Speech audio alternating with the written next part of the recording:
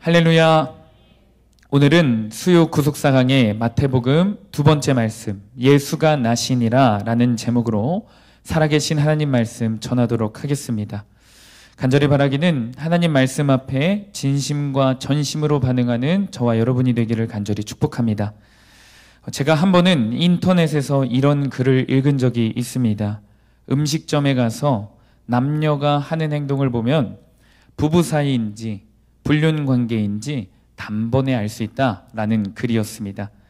부부는 음식점에서 서로 대화가 없이 음식 먹는 데에만 집중을 한다고 하는데, 불륜으로 만난 남녀는 서로 밥을 먹으면서도 대화가 많다라고 해요.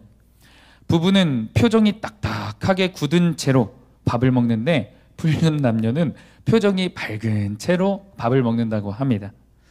부부는 주문할 때 가장 싼 음식을 시키는데, 불륜 남녀는 가게에서 가장 비싼 음식을 시킨다고 합니다. 밥을 다 먹고 신사답게 남자가 돈을 내면 불륜이고, 남자는 먼저 이쑤시개 들고 확 나가버리고 여자가 돈을 내면 영락없이 부부라는 거예요. 제가 이 글을 읽고 제게 두 가지 생각이 들었습니다. 첫 번째 생각은 저희 어머니와 아버지는 참된 부부가 맞구나 싶었습니다. 그리고 두 번째 생각은 우리나라에서 얼마나 많은 불륜이 행해지면 이런 글들이 널리 퍼질까 안타까운 생각이 들었습니다. 그런데 제가 왜 갑자기 귀한 마태복음 설교실을 시작하면서 이 불륜에 대해서 이야기를 하느냐? 우리가 살펴보고 있는 이 예수님의 족보에 오른 인물들 중에 불륜을 범한 인물들이 참 많이 등장하기 때문이에요. 어쩌다 한 사람이 껴있는 게 아니라 지난주 본문에 기록된 시아버지와 불륜을 한 다말, 불륜이 일상이었던 기생 라합, 그리고 오늘 본문에 등장하는 다윗 역시 불륜이 죄패입니다. 이 정도면 우리 귀하신 예수님의 족보는 흔히 말하는 콩가루 집안 같습니다. 자, 그런데 사랑 여러분, 하나님께서는 불륜을 용납하시는 분이셔서 불륜을 허락하시는 분이기 때문에 이들을 예수님의 족보에 오르게 하신 걸까요? 아닙니다. 신명기 22장 22절에 보면 하나님이 이 불륜이라는 죄를 얼마나 싫어하시는지 기록되어 있어요. 신명기 22장 22절입니다. 어떤 남자가 유부녀와 동침한 것이 드러나거든 그 동침한 남자와 그 여자를 둘 다 죽여 이스라엘 중에 악을 제할지니라. 레위기 말씀에서도 하나님은 이 불륜죄를 가증히 여기신다고 분명히 경고하시거든요. 그렇다면 도대체 이들은 어떻게 예수님의 족보에 들어가게 된 것일까요?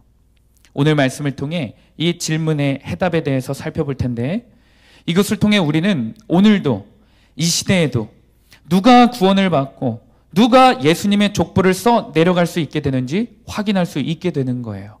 간절히 바라기는 오늘 말씀을 우리가 마음 다해 듣고 오늘 말씀이 내 삶의 실제가 되어 우리 역시 구원의 족보에 오르는, 우리 가정에 예수님의 족보가 써 내려가지는 그 귀한 은혜가 있기를 간절히 축복합니다.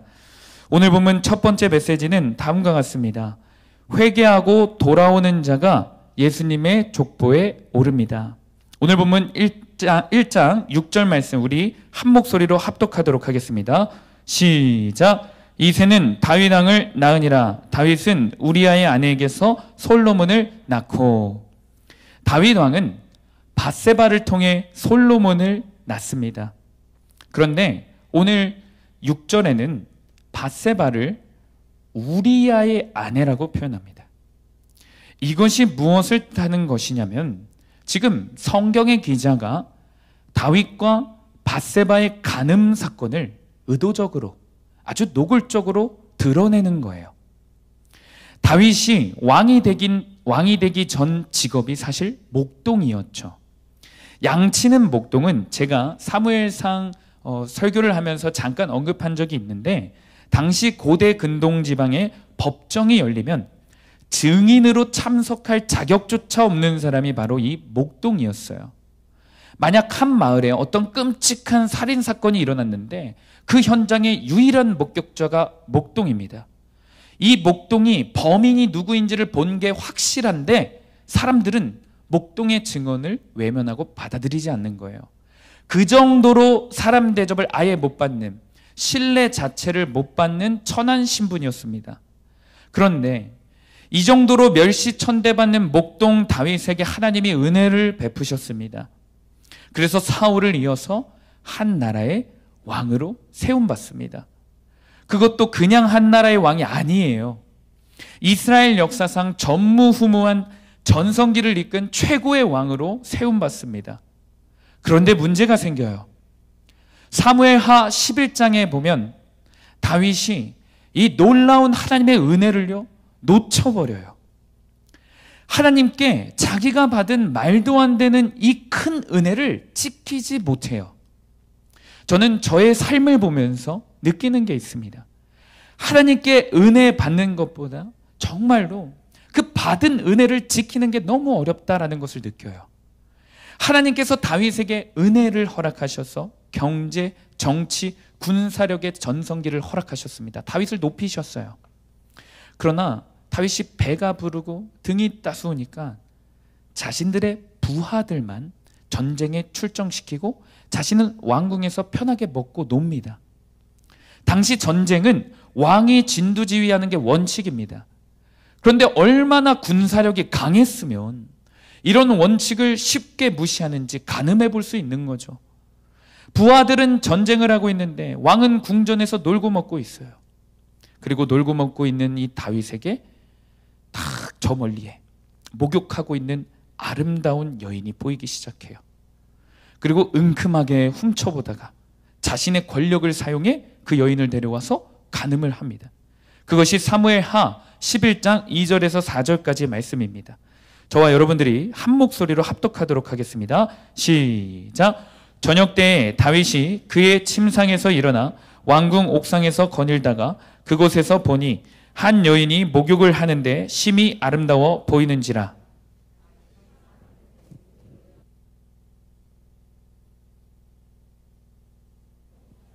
우리아의 아내 밧세바가 아니니까 하니 다윗이 전령을 보내어 그 여자를 자기에게로 데려오게 하고 그 여자가 그 부정함을 깨끗하게 하였으므로 그 여자가 자기 집으로 돌아가니라.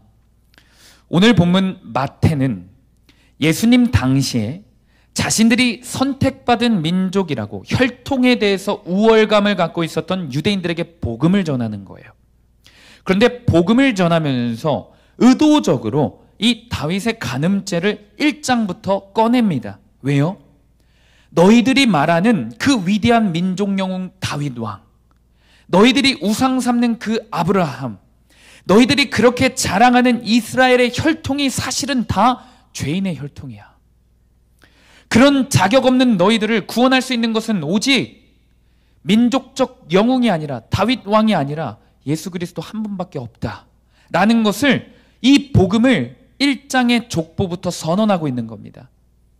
사랑하는 여러분, 오늘날 분류는 물론이고 성경 당시에도 분류는 서두에도 살펴보았지만 하나님이 가장 증오하시고 싫어하시는 죄예요.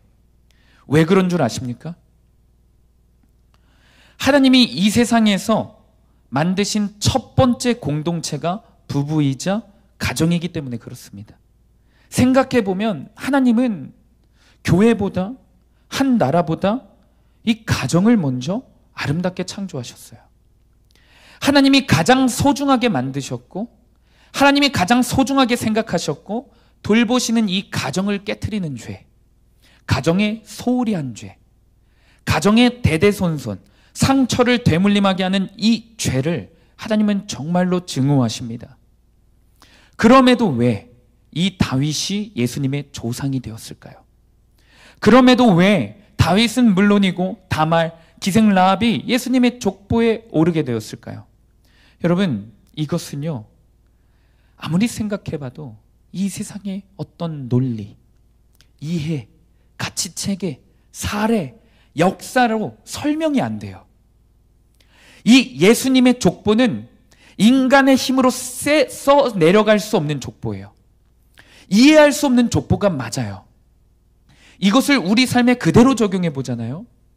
과거에 수많은 범죄했던 사람들, 그것이 하나님이 가증하게 여기시는, 누군가에게도 말하기 부끄러운 은밀한 죄일지라도, 음란한 죄일지라도 우리는 분명히 하나님의 은혜로, 하나님의 용서로 예수 그리스도의 족보 안에 들어갈 수 있습니다. 이 사실을 믿음으로 취하는 저와 여러분이 되기를 축복합니다. 그런데 우리가 이 시점에서 예수님의 족보는 은혜의 족보가 맞고 용서의 족보가 맞아요. 그러나 은혜와 용서에만 초점이 맞추어지면 위험해진다라는 것을 깨달아야 합니다. 왜냐? 이 은혜의 족보, 용서의 족보에 구약의 모든 인물이 들어온 게 아니기 때문에 그래요. 다윗의 자손들도 다 들어온 게 아니거든요. 은혜로 출애굽한 이스라엘 백성들이 모두 가나안 땅에 들어간 게 아닌 것처럼요. 오늘 우리가 예배드리는 이 인원들 중에서도요, 모두가 천국 가는 게 아닐 수 있다라는 거죠. 그렇다면 우리는 이 은혜의 족보에서, 용서의 족보에서 무엇을 발견해야 하는가? 어디까지 반드시 나아가야만 하는가? 사랑하는 여러분, 회개를 발견하고 반드시 회개의 자리까지 나아가는 은혜가 있어야 할 줄로 믿습니다. 인간은요, 죄를 지어서 예수님의 족보에 못 오르는 게 아니에요. 죄를 지었기 때문에 천국 가지 못하고 지옥에 가는 게 아닙니다. 내 죄를 하나님의 은혜 앞에, 하나님의 사랑 앞에, 하나님의 그 크신 그 용서 앞에 회개하지 않기 때문에 그런 겁니다. 반대로 불륜이라는 하나님이 가증해 하시는 이 큰 죄를 범할지라도 회개한 다윗은, 회개한 기생 라합은, 회개한 유다와 다말은 예수님의 족보에 올라가는 영광을 누리는 거예요. 마태복음에 유독 강조되는 예수님의 첫 사역이자 예수님의 첫 설교가 있어요. 무엇인 줄 아십니까? 사역자들이, 네, 맞습니다. 사역자들이 이 강단의 첫 부임에서 설교를 할 때 자신의 목회적 비전과 자신이 가장 중요하게 생각하는 그 복음의 말씀을 전한다고 해요. 예수님은 인간들에게 어떤 말씀을 전하셨을까? 이 땅에 내려오셔서 우리들에게 어떤 말씀을 가장 첫 번째로 전하셨을까? 사랑하는 자녀들아, 내가 왔다, 기뻐해라. 내가 용서해 주러 왔다. 내가 구원해 주러 왔다. 내가 상처도 아픔도 다 위로해 주고 치유해 줄게. 이 말씀을 전하셨을까요? 아닙니다. 예수님이 가장 먼저 하신 말씀은 회개하라, 천국이 가까이 왔느니라. 이 말씀이었어요. 물론 이후에 예수님께서 은혜와 사랑과 위로의 말씀들도 분명히 강조하시고 그런 삶을 살아가셨습니다. 그러나 이 모든 은혜의 말씀들, 위로의 말씀들, 놀라운 기적들도 보이시기 이전에 예수님이 가장 먼저 선포하신 말씀은 회개의 말씀이었습니다. 마태는 이 복음의 핵심을 너무나도 잘 알고 있는 사람이에요. 1장, 예수님의 족보에서부터 혈통이 구원해 주는 거 아니다. 엄마, 아빠, 할아버지, 할머니가 예수님 잘 믿는다고 해서 구원받는 거 아니다. 예배 열심히 드린다고 해서, 봉사 많이 한다고 해서, 사람들에게 인정받는 유대인이라 해서 구원받는 거 아니다. 오직 예수님의 족보에 오르는 사람은 자기 자신이 100% 죄인임을 인정하고 극악무도한 죄인임을 깨닫고 하나님 앞에 회개하는 사람, 그 회개한 사람이 올라가는 것을 알려주는 거예요. 저는 사실 이 설교를 준비하면서 그렇게 보이지는 않겠지만 굉장한 눌림이 있었어요. 왜 그러냐면 제가 부부 생활에 대해서 잘 아는 것도 아니고 가장이 되어서 가정을 이끌어 본 것도 아니고 우리 성도님들 앞에서 이런 가정과 불륜에 대해서 논하는 것이 참 웃긴 일이겠다 싶었어요. 그럼에도 사랑하는 여러분, 제가 담대하게 나눌 수 있는 제게 실제가 된 복음의 진리가 있기 때문에 잠깐 나누고 싶어요. 저희 가정은 제가 초등학교 3학년 때부터 사실은 신학교 입학하기까지 10년 넘게 불륜의 죄악에 행해지고 있었던 가정이었어요. 그리고 저희 가정은 이 죄악 때문에 서로가 서로에게 상처를 주는 가정이었고 아버지는 교회에서 누가 봐도 장로 후보 1순위 권사님이었고, 어머니는 늘 교회에서 모범이 되는 권사님이셨고, 자녀들도요, 교회에서, 학교에서 얼마나 인정받는 자녀들인지 몰라요. 그래서 많은 사람들이 사실은 저희 가정을 부러워했어요. 그러나 저희 가정은 겉으로는 모범적으로 보이고 겉으로는 행복해 보이나 그 안에서는요, 늘 남편이 아내에게, 아내가 남편에게, 부모가 자식에게, 자식이 부모에게 서로가 서로만의 방법으로 상처를 주고 받는 가정이었어요. 심지어 교회와 사회에서는 나름 그 이미지를 각자가 다 유지하고 싶으니까, 그걸로부터 얻는 만족들이 있으니까 자신들의 상처를 쉽게 밖으로 꺼내지도 못하는, 골마가는 그런 가정이었어요. 그러나 사랑하는 여러분, 이런 가정에도요, 회개하는 한 사람이, 한 아내가 생기니까 진짜 남편이 예수님을 만나게 됩니다. 자녀가 예수님을 만나 사역자가 되고요. 이제는 저희 가정이 서로 상처를 주는 게 아니라 긍휼히 여기며, 만나면 예수님 이야기하고 만나면 부족한 자기의 죄를 이야기하는 그 귀한 가정으로 회복이 되었어요. 용서하고 들었으면 좋겠어요. 용서하고 들어주셨으면 좋겠어요. 저는 정말 저희 가정이 이렇게 변했고 회복됐고 잘 살고 있다, 이런 자랑을 하려고 설교 시간에 제가 자주 가정을 이야기하는데 그런 이유로 이야기하는 거 아니에요. 저희 집은요, 여전히 세상적으로 보면 빚도 많고 상처의 흔적들도 남아있어요. 또다시 넘어질 수 있는 그런 가정이에요. 그럼에도 한 가지 확실하게 말할 수 있는 것은, 저희 가정의 소망은 오직 예수 그리스도 한 분이라는 사실을 부모도 자녀도 인정한 가정이라는 거예요. 어떻게 이렇게 될 수 있었냐? 다시 한번 말하지만 한 사람의 회개로부터였습니다. 저희 어머니는 바람피는 아버지가 늦게 술 먹고 들어오면 새벽 예배 다녀오시고 아침에 찌개를 정성껏 끓여 놓으셨어요. 저는 그 모습을 보고 어머니에게 미련하다고 상처를 주고 승질을 내며 아버지랑 이혼해라, 그렇게 화를 냈어요. 그런데 어머니는 그때마다 저에게 엄마가 부족해서 그런 거라며, 아빠한테 너는 잘해야 한다라고 늘 저를 이렇게 가르쳐 주셨어요. 제가 훗날에 예수님을 진짜 인격적으로 만나 회개하니 이 어머니의 모습이 하나님 앞에서 회개한 모습이었구나, 회개에 적용을 하는 모습이었구나, 회개한 사람의 삶이라는 것이 깨달아졌습니다. 혹시 우리 성도님들 가정 가운데 남편 혹은 아내의 죄로 인해 상처가 생기고 갈등이 여전히 커지고 계시는 분들이 계십니까? 아니면 하도 오래전 일이라 그냥 가슴에 묻어두고 더 골마, 내 마음과 내 영혼은 더 힘들어지고 내 자식들은 더 병들어감에도 그냥 시간이 약이다 하며 살아가고 있는 성도님들이 계십니까? 가정의 회복의 시작은 모든 잘못이 내 탓이요, 아내도 아니고 남편 탓도 아니고 부모 탓도 아니고 자식 탓도 아닌 내 탓이요 하는 그 한 사람으로부터 시작됩니다. 우리 가정에 회개하는 한 사람이 있다면 그 가정에는 반드시 구속사의 계보가 이어집니다. 저는 그래서 이와 같은 맥락으로 구속사의 족보는 회개의 족보다라고 고백하고 싶어요. 회개한 사람들의 족보다라고 말하고 싶습니다. 설교를 준비하면서 이런 생각도 들었어요.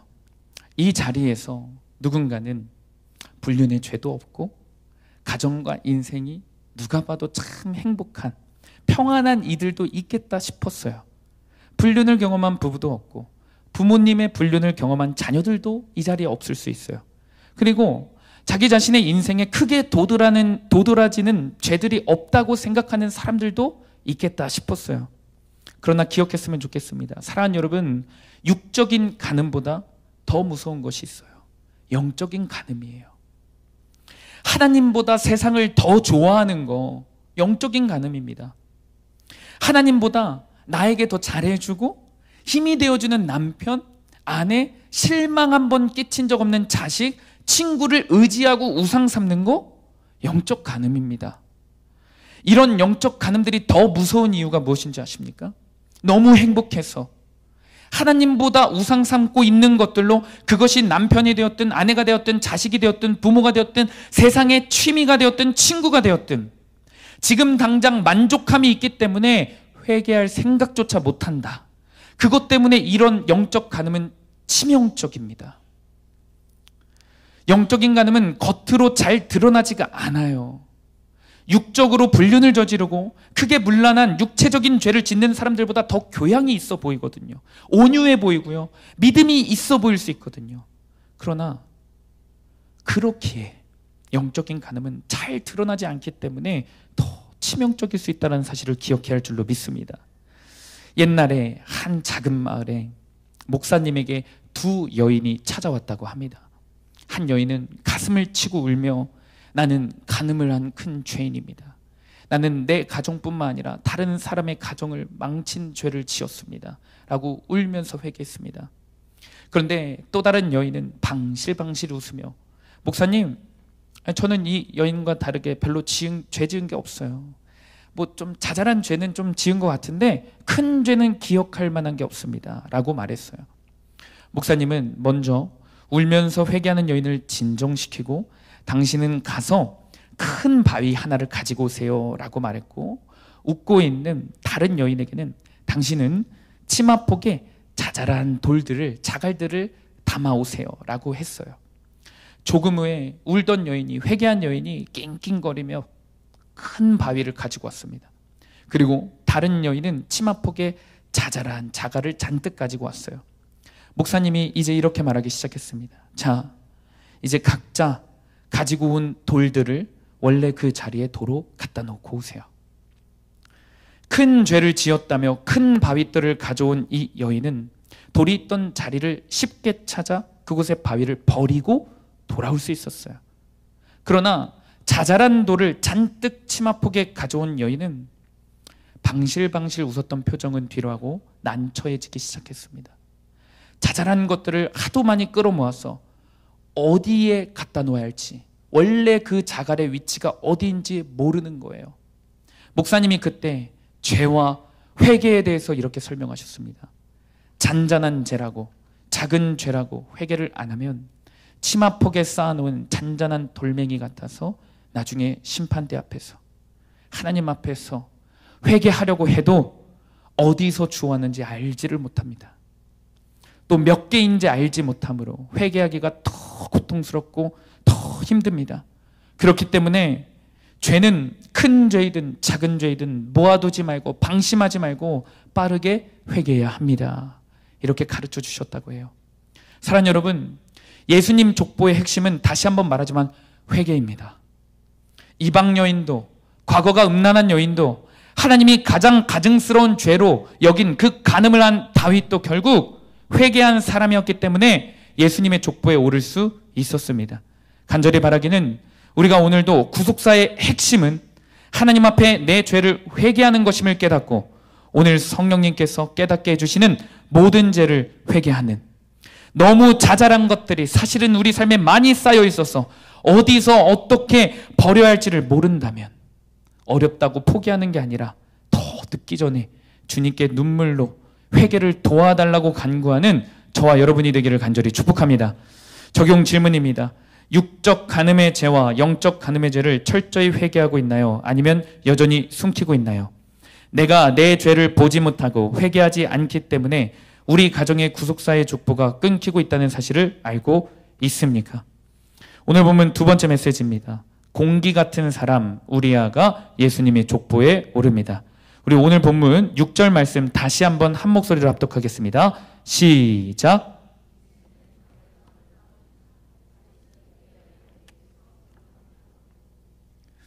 오늘 본문 6절에 보면 다윗 왕의 간음죄를 부각시키기 위해 밧세바를 우리아의 아내였다라고 강조하고 있었어요. 그런데 사실 그 안에는 또 다른 하나님의 은혜가 담겨 있습니다. 바로 억울해 보이는 이 우리아를 예수님의 족보에 올림으로 그의 믿음을 인정해 주신 은혜예요. 우리아는 세상으로 따지면 무명의 사람이자 불쌍한 사람이죠. 그러나 믿음의 눈으로 보면 하나님이 인정하시고 하나님이 보호하시고 하나님이 축복하시는 우직한 믿음의 사람입니다. 오늘날 시대에 꼭 필요한 사람 같습니다.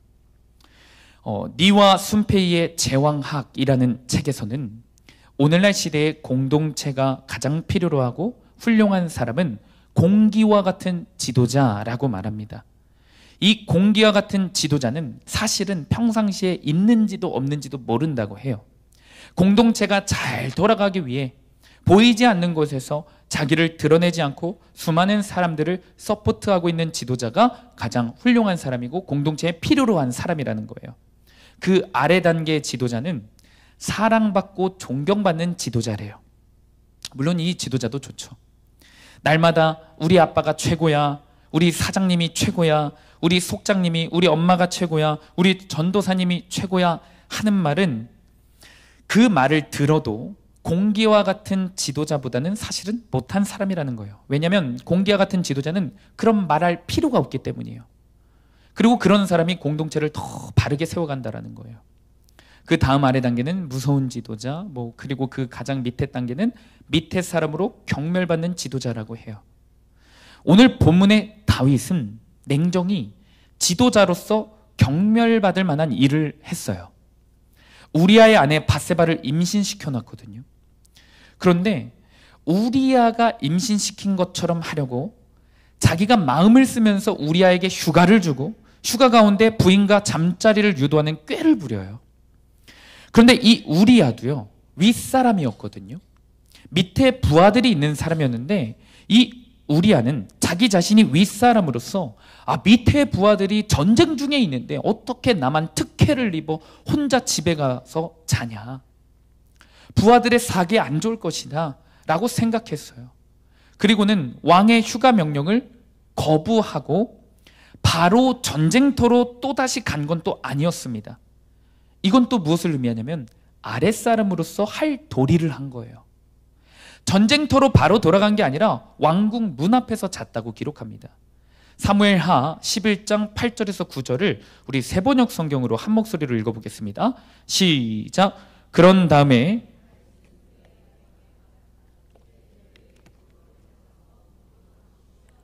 우리아가 어전에서 물러가니 왕은 먹을 것을 함께 딸려서 보냈다. 그러나 우리아는 자기 상전의 종들과 함께 대궐 문간에 누워서 자고 자기 집으로는 내려가지 않았다. 무조건 왕이 하라고 해서 하는 것이 아니라 이것이 왕을 위해서 유익할 것인지 하나님 나라를 위해서 유익할 것인지 겸손하게 생각하는 사람이 바로 이 우리아였어요. 사랑하는 여러분, 이 시대에 하나님은 이런 우리와 같은 사람을 원하시고 찾고 계심을 기억해야 합니다. 윗사람에게는 순종의 질서를 지키고 아랫사람에게는 희생과 헌신의 질서를 지키는 사람, 곧 하나님을 경외하는 공기 같은 지도자 우리아를 하나님이 예수님의 족보에 넣어두셨어요. 이 사실을 기억해야 돼요. 우리들 교회를 담임하시는 김양재 목사님은 이 우리아의 모습을 보면서 질서의 우선순위 복종하는 것이 최고의 예배이다 라고 말한 적이 있습니다. 그러면서 강조하시는 성경 말씀이 있는데 바울 사도가 에베소 교회 성도들에게, 에베소에는 종들이 있었거든요. 그 종들에게 전한 복음의 핵심을 강조하더라고요. 에베소서 6장 5절입니다. 종들아 두려워하고 떨며 성실한 마음으로 육체의 상전에게 순종하기를 그리스도께 하듯 하라.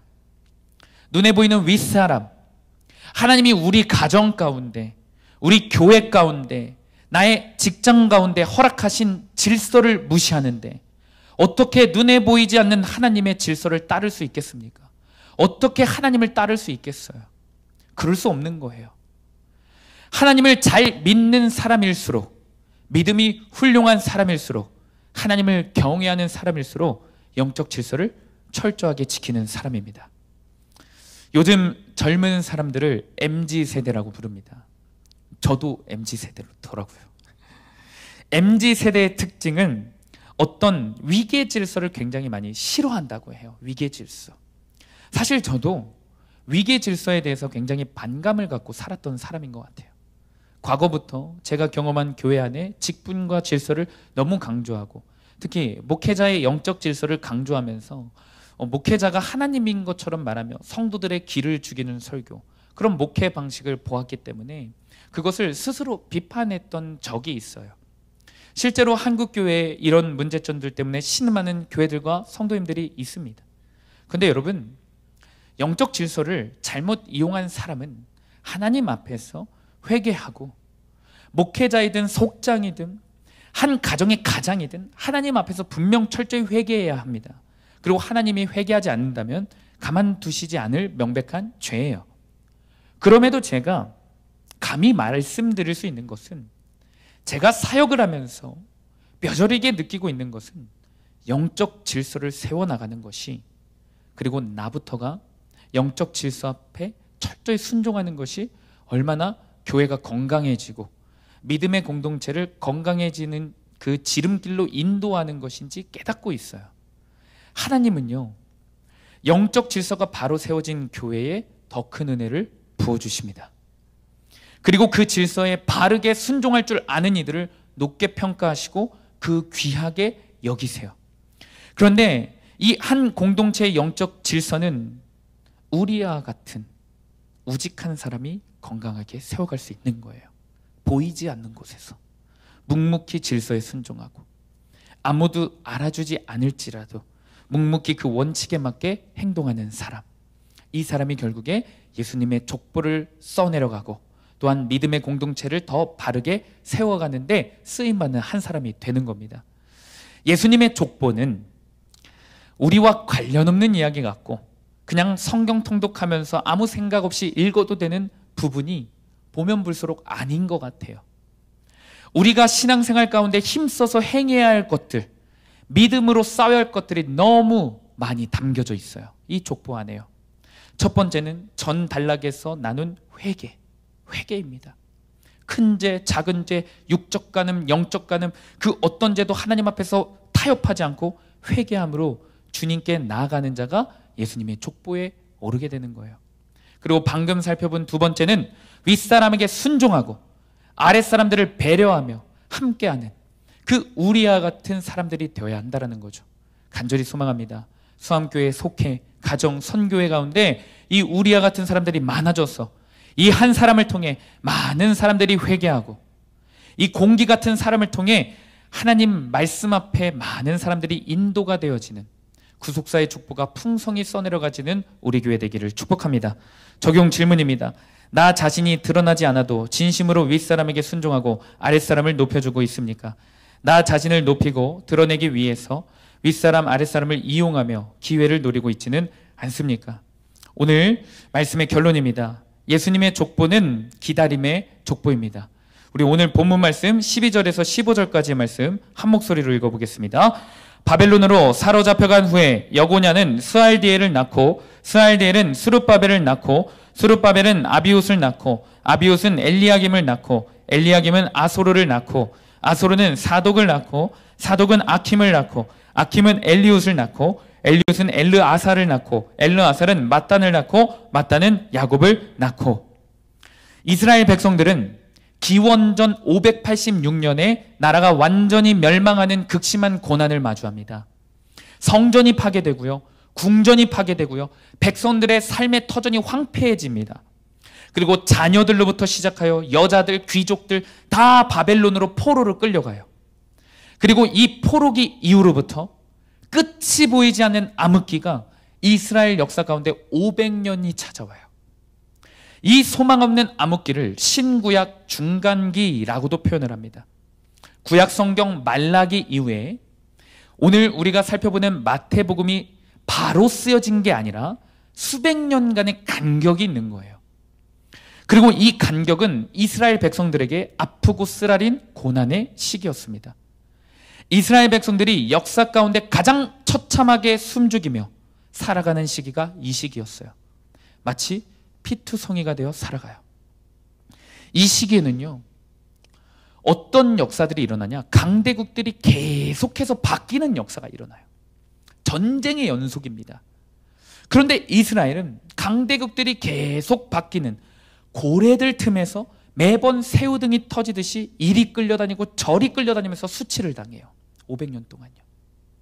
이것이 외부 정세였다면 이스라엘 내부 정세는 어땠냐? 힘든 일이 지속되다 보면요, 시대적으로 지치다 보면요, 여러분 자연스럽게 영적으로 많아지는 것이 무엇인지 아십니까? 이단과 사이비가 많아져요. 당시에 하나님 없는 것처럼 보이고 얼마나 오랫동안 기다려야 메시아 예수 그리스도께서 오시는지 가늠할 수 없는 그때에 여기저기에서 폭발적으로 자기가 메시아라고 주장하는 사람들이 등장합니다. 이 시기에 복음이 아닌 다른 유사 성경, 뭐 외경, 위경 이런 것들이 얼마나 많이 나오는지 몰라요. 뿐만 아닙니다. 제대로 된 나라의 형태도 갖추지 못한 그들이 위기 속에 서로 좀 뭉쳐라도 있지, 하나로 연합되어라도 있지, 그들 가운데 분파와 분열이 얼마나 많이 생기는지 몰라요. 예수님이 오셨을 때 이스라엘 사회 가운데는 이미 바리새파, 사두개파, 에세네파, 열심당파 나눠져 있었어요. 이렇게 이스라엘은 외부적으로나 내부적으로나 도저히 소망을 찾아볼 수 없는 암흑기 500년을 보냅니다. 그런데 이 암흑기를 끝내는 마태복음 1장, 예수 그리스도의 복음의 시작에는 족보가 쓰여져요. 그리고 이 족보는 소망이 없어 보였던 그 암흑기에도 하나님은 쉬지 않았고 하나님은 그들을 떠나지 않았고 일하고 계셨음을 증거하는 거예요. 우리에게도 잘 안 알려지는 인물들, 생소한 무명의 사람들이지만 이런 무명의 사람들을 통해 하나님은 결국 예수 그리스도를 이 땅 가운데 보내셨다라는 사실을 이 족보 가운데 증거하고 있는 겁니다. 이 예수님의 족보를 이어온 하나님의 역사를 묵묵히 준비해온 소수의 사람들에게 분명 500년 동안 고통이 있었죠. 말할 수 없는 수치가 있었죠. 도대체 언제 하나님의 역사가 나타난지에 대한 의문과 답답함도 그들 가운데 있었습니다. 그러나 그럼에도 하나님은 군데군데 하나님의 사람들을 화려하지 않고 세상이 주목하지 않더라도 하나님을 인내하며 기다리는 이 사람들을 기다리시고 이끄시고 그 사람들을 통해 결국에 예수 그리스도의 역사를 이어나가신 거예요. 그리고 결국 오늘 본문 끝에 드디어 이스라엘의 암흑기를 끝내는 예수 그리스도의 나심이 기록됩니다. 우리 오늘 본문 16절 말씀을 믿음으로 함께 합독하겠습니다. 야곱은 마리아의 남편 요셉을 낳았으니 마리아에게서 그리스도라 칭하는 예수가 나시니라. 아멘. 지금까지 마태복음 족보에는 39번의 낳고가 쓰였어요. 다 능동태로 쓰였습니다. 그런데 오직 예수 그리스도의 탄생만큼은 예수가 나시니라 수동태로 쓰입니다. 인간의 의지를 넘어서는, 인간의 노력을 넘어서는 하나님의 방법으로, 성령의 강권적인 역사로, 성령의 잉태하심으로 예수 그리스도께서 이 땅에 나셨기 때문이에요. 죽을 것 같은 포로 생활, 희망이라고 보이지 않는 이 암흑기 500년을 끊으실 수 있는 분은 예수 그리스도 뿐이십니다. 그러니 우리가 해야 할 것은 내 인생이 더 힘들고 내 인생이 더 비참하고 내 인생이 더 암흑기에 있을지라도, 심지어 그것이 내 죄 때문에, 내 실수 때문에, 내 연약함 때문에 생겼을지라도 사랑하는 여러분, 그 예수 그리스도를 기다리는 거예요. 예수 그리스도를 기다리며 예수님만 바라보는 겁니다. 조급한 마음이 아니라 분명히 하나님이 일하신다는 믿음을 갖고 기다리는 겁니다.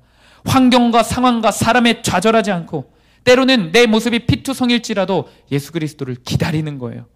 그때 내가 낳고 할 수 없는 상황인 그때에 예수 그리스도가 우리 인생 가운데 뚫고 들어오시는 그 은혜를 누릴 수 있게 됩니다. 간절히 바라기는 이 마태복음 족보를 통해 우리가 첫 번째로는 그동안 살아온 나의 크고 작은 모든 죄악을 회개하기를 소망합니다.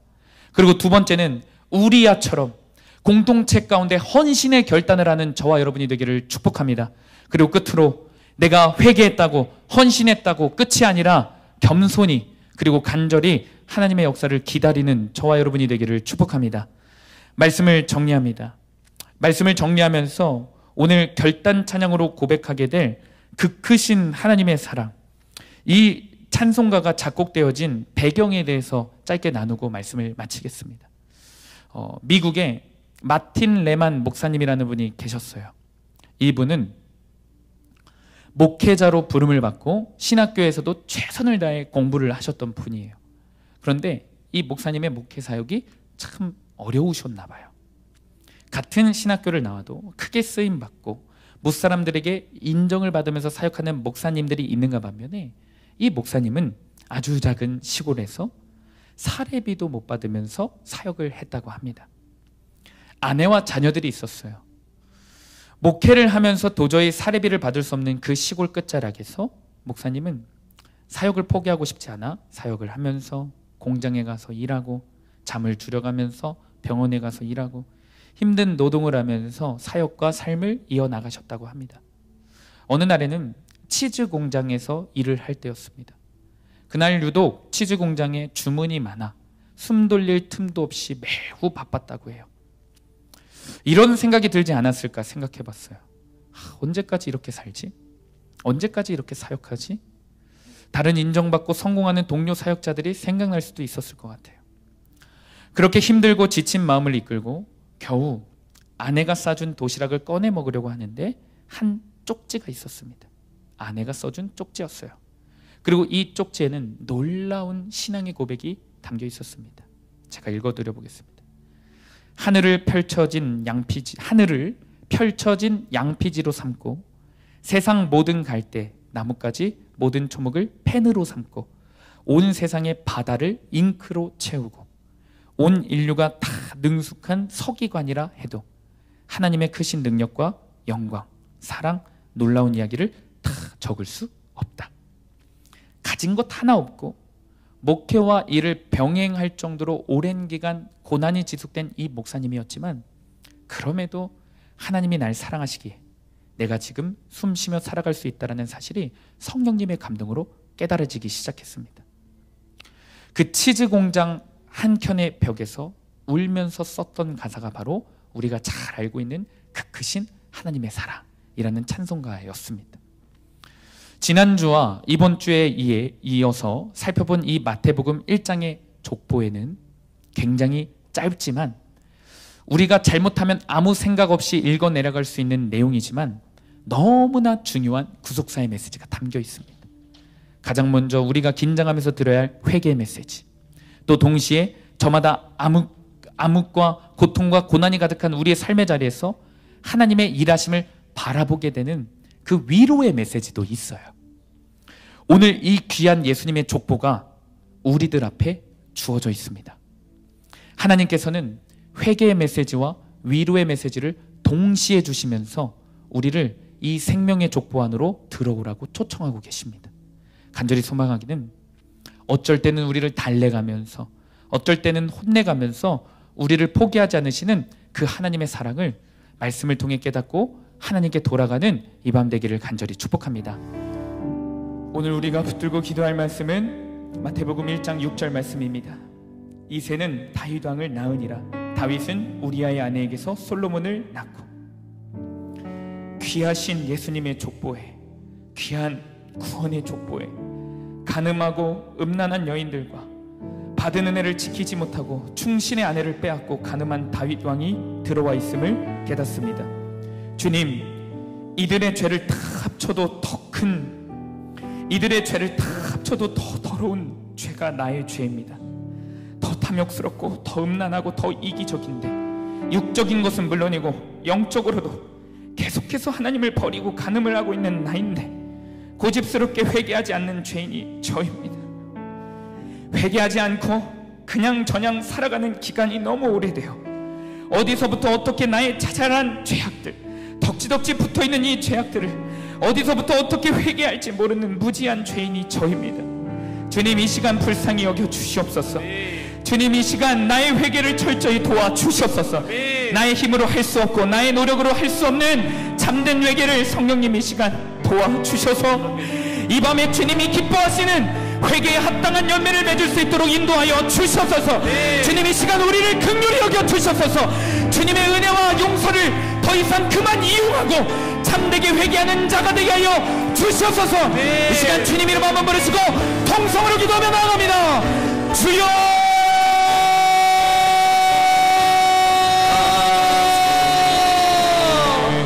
주님, 우리가 하나님의 크신 사랑을 이용하는 것이 아니라 그 은혜 앞에 무릎 꿇고 그네 앞에 마음을 들이며 진심과 전심으로 회개할 수 있도록 주님 이 시간 우리의 회개를 도와주셔서 주님 회개의 영을 부어주셔서 우리 마음 가운데 덕지덕지 붙어있는 그 더러운 죄, 어디서부터 붙어있는지 알 수 없는 그 죄를 주님 다 회개하게 하셔서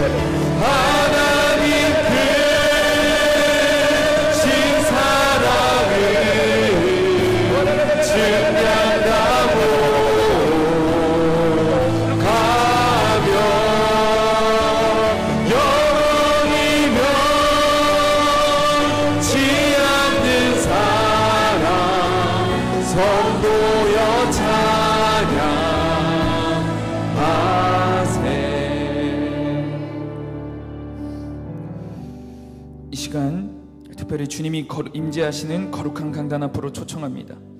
갈급한 심정으로 주님 앞에 가까이 나와 기도하시기를 원하시는 분들은 강단 앞으로 나와서 기도하시기 바랍니다.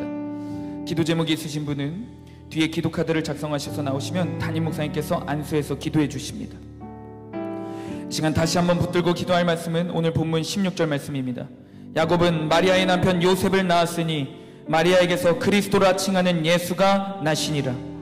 긴 이스라엘의 암흑기 가운데서도 하나님께서는 구속사의 족보를 써 내려가고 계셨음을 우리가 알게 됩니다. 우리의 인생 가운데 내 죄로 인해 이 우물을 여러 상황들로 인해 고통받고 신음하고 있는 일이 있습니다.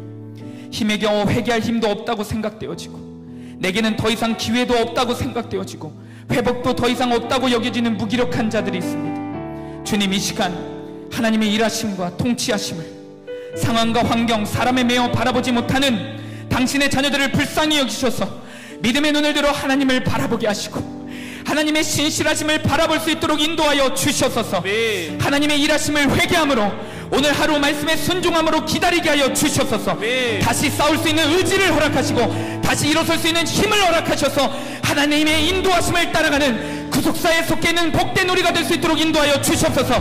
이 시간 특별히 우리 수원교회를 위해 기도합니다.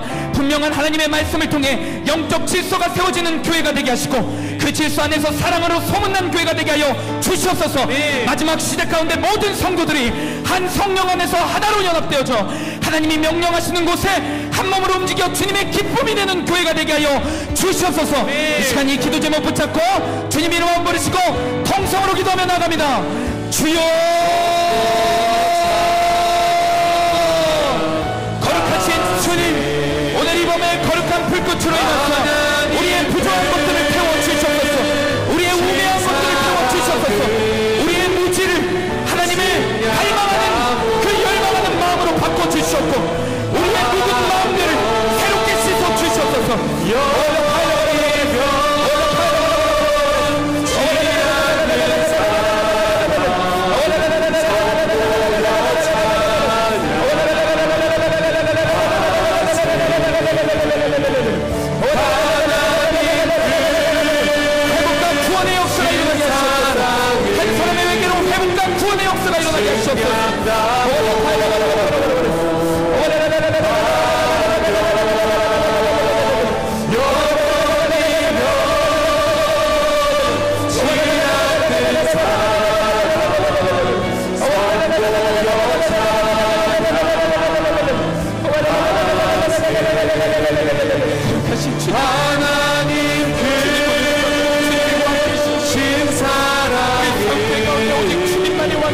주님의 일들이 이루어지게 하시옵소서. 주님이 계획하시고 주님이 원하시는 일들이